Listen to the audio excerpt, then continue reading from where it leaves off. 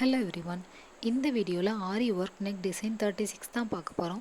இது பார்க்கறதுக்கு ரொம்பவே சிம்பிள் டிசைன் மாதிரி தெரியும். பட் சிம்பிளான டிசைன் கிடையாது. ஏன்னா த்ரெட் ஒர்க் பண்ணியிருக்கோம். த்ரெட் ஒர்க் பண்ணுறது உண்மையிலேயே ரொம்ப கஷ்டம்தான். இன்னொன்று நீங்கள் இந்த டிசைன் ட்ரை பண்ணுறீங்க அப்படின்னா ட்ரைசிங் கூட வேண்டாம். பட் எந்த பிளேஸில் ஸ்டோன் பேஸ்ட் பண்ணணும் அப்படிங்கிறத ஃபஸ்ட்டே மெஷர்மெண்ட் பண்ணி டாட் வச்சுக்கோங்க. அதுக்கப்புறம் தான் நீங்கள் பண்ணணும். அப்படி பண்ணால் தான் உங்களுக்கு வந்து ஒரு அலைன்மெண்ட் வரும். அண்ட் எல்லாமே ஒரே மாதிரியான அலைன்மெண்ட்டில் வந்த மாதிரியும் இருக்கும்.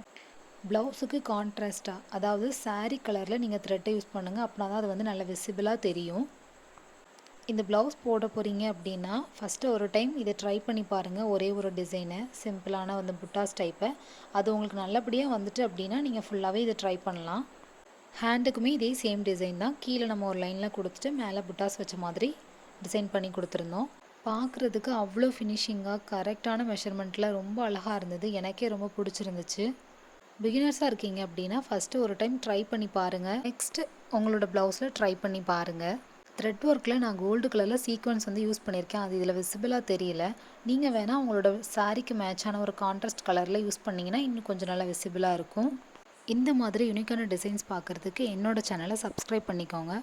ஆரி ஒர்க் பண்ணணும் அப்படின்னா என்னோடய இன்ஸ்டாகிராம் அக்கௌண்ட்க்கு டிஎம் பண்ணுங்கள். லிங்க் பயோவில் இருக்குது. Thank you. Have a great day.